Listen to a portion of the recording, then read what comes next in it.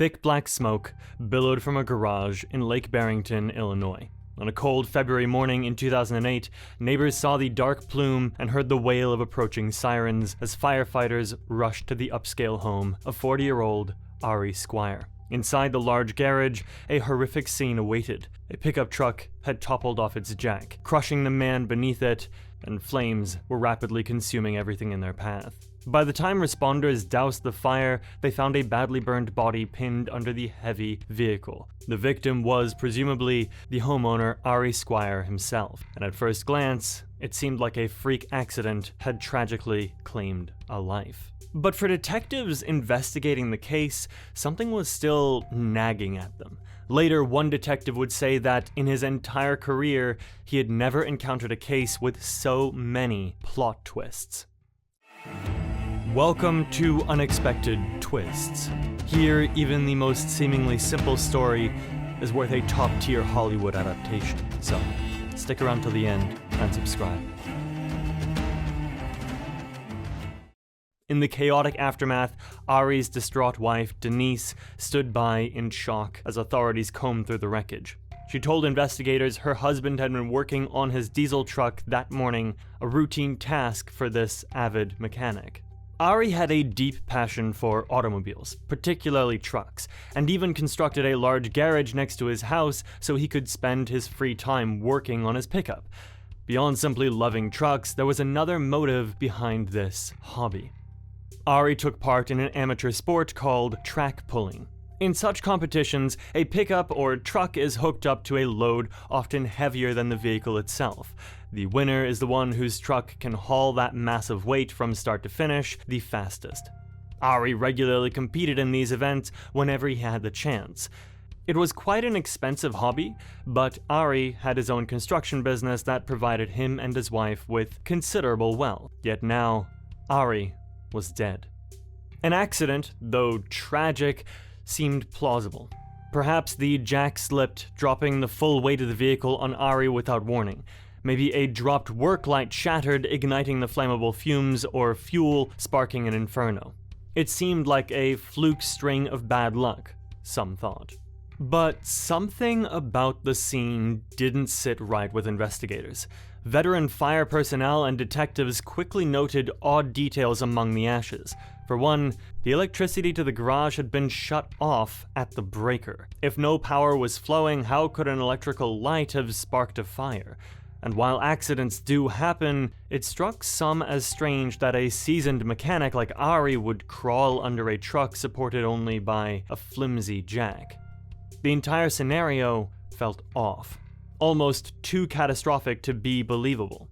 Still, with Ari's wallet and identification found near the body, and no immediate evidence of foul play, the working theory remained that it was a deadly accident. On a local forum for diesel truck enthusiasts, a thread appeared titled, "The Diesel Community Has Lost a Brother, Ari Squire." And there were countless messages from users shocked by the news. For example, "One of our fellow diesel enthusiasts has passed away.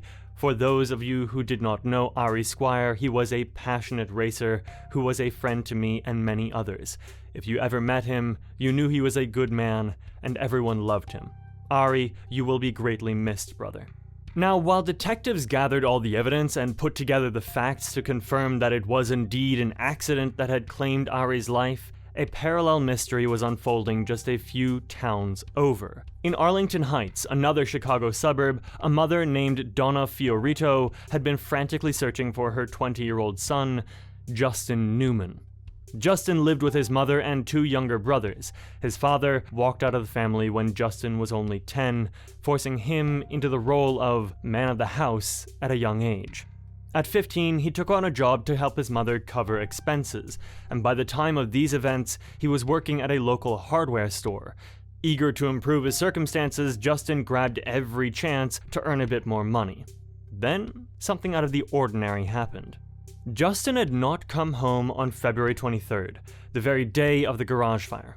Donna knew her son had gone to discuss a promising construction job opportunity offered by a man he'd met. Justin was excited for the chance to earn good money, and he told his mom he'd be back later that day. When evening came with no sign of him and calls to his cell phone were left unanswered, Donna's worry turned to fear.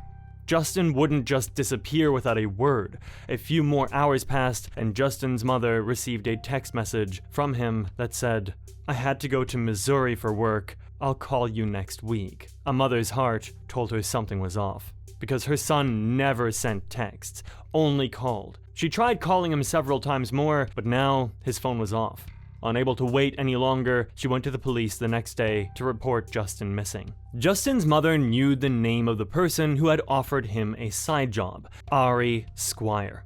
That alone made the situation even more perplexing. Here's what it looked like. On February 22nd, Ari had offered Justin Newman some extra work. The side job was supposed to start on February 23rd. According to Justin's mother, he left that morning to go work for Ari, but that same morning, Ari was found murdered in his garage, and Justin simply vanished. A very odd situation indeed. It became even more complicated when police learned about Ari's relationship with his wife, Denise. At first glance, they appeared to have the perfect marriage, but that was far from reality. They had been married for 14 years with no children, nothing unusual in itself. Yet, as detectives found out from the couple's acquaintances, Ari and Denise had barely been speaking for the past couple of years, sleeping in separate rooms. For Denise, the marriage to Ari had mostly become a financial ordeal. By the time he was killed, Ari and Denise were buried in debt, entirely his fault. Why? First, he spent huge sums on his passion for diesel trucks. Second, before venturing into construction, Ari ran a home healthcare business that was charged with a $2 million insurance fraud. Their finances never recovered. As for the construction venture, Ari's latest project before his death, that was on the verge of bankruptcy. From Denise's perspective, the marriage had become a nightmare, at least financially. Soon enough, investigators learned another key detail. Ari had a life insurance policy that would pay out $5 million in the event of his death, with Denise named as the sole beneficiary. She was the only person who stood to gain from Ari's death, but it was difficult to imagine her overpowering a grown man on her own. That's where Justin Newman fit neatly into the picture. The young man who was supposed to meet Ari the morning he was killed. But what had happened to Justin? He was declared a wanted person, and the police began closing in on the truth. A couple of days after Ari's murder, a state trooper in Missouri spotted a car with Illinois plates in a hotel parking lot. The officer decided to run the plates. Fortunately so, because the car turned out to be wanted by the authorities. It belonged to none other than Justin Newman, who was on the missing persons list. The hotel's manager confirmed that a man named Justin Newman had indeed been staying there for several days. The patrol officer called for backup, and once it arrived, the police headed to room number 113 to apprehend Justin. They knocked and announced themselves. "Police, open up, we need Justin Newman." No response. They knocked again, still nothing. As they started unlocking the door, a sudden gunshot rang out from inside. After confirming the area was safe, the officers entered the room. Lying on the floor, they found a man who had apparently decided to end his own life rather than face arrest. The documents in his room all belonged to Justin Newman, but something didn't add up. One of the officers obtained a photo of Ari Squire, and was stunned to realize that the deceased man wasn't Justin at all. It was, in fact, Ari himself. So, if Ari took his own life in a hotel, whose body had been discovered in the garage? Investigators quickly pieced it together. It had to be Justin Newman. Over time, a clearer picture began to form. Ari had killed Justin and wanted to assume his identity, starting a new life with $5 million in his pocket. Ari had set a trap for an unwitting victim who could double as his stand-in. Investigators learned Ari was a regular at a local Home Depot, often chatting up staff.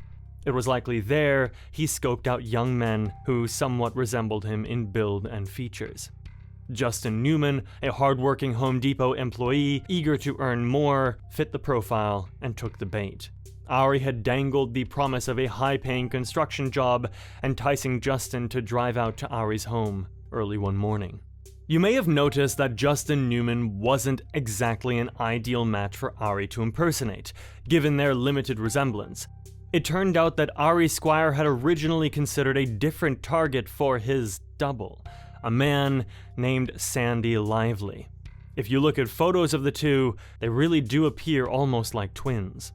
Ari offered Sandy a job in an attempt to lure him to his garage well before he approached Justin Newman. Sandy actually agreed to meet with Ari there, but overslept that morning, which likely sprang him from suffering Justin's fate. In his words, "I was supposed to meet Ari on Saturday morning, but my daughter had a birthday sleepover the night before and they kept me up. I ended up sleeping through our meeting." But Justin, punctual and hopeful, arrived right on time. Reconstructing the crime, they imagined Justin following Ari into the garage, discussing the job one moment and being ambushed the next. Evidence suggested Ari subdued Justin with a chemical like chloroform to render him unconscious. Neighbors hadn't reported hearing any commotion or screams before the fire started, which made sense if Justin had been knocked out quickly. Once Justin was unconscious, Ari worked fast.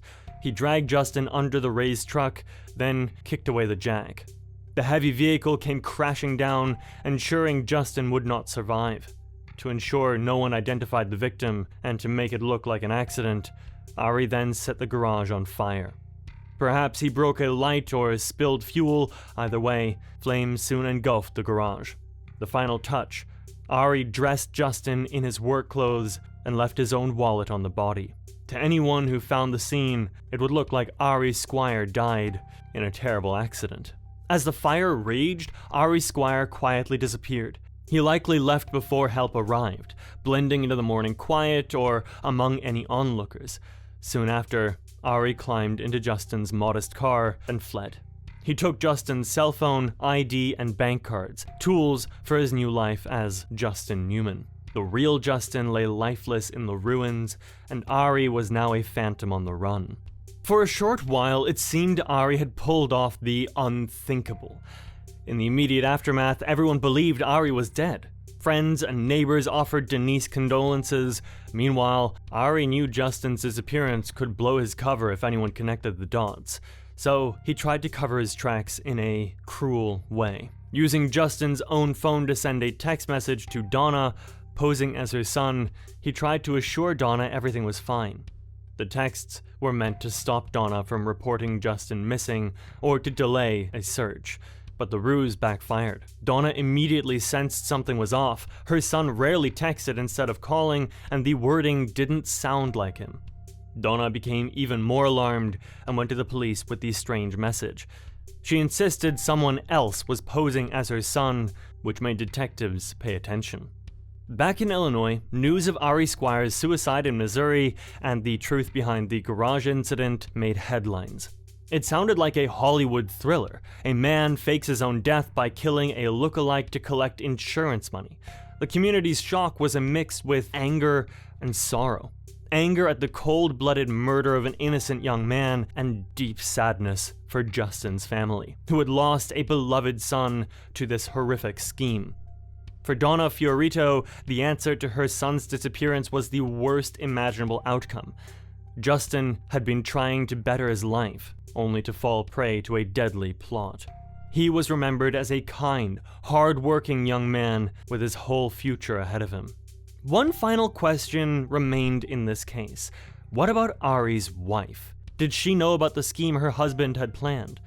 Investigators uncovered something interesting.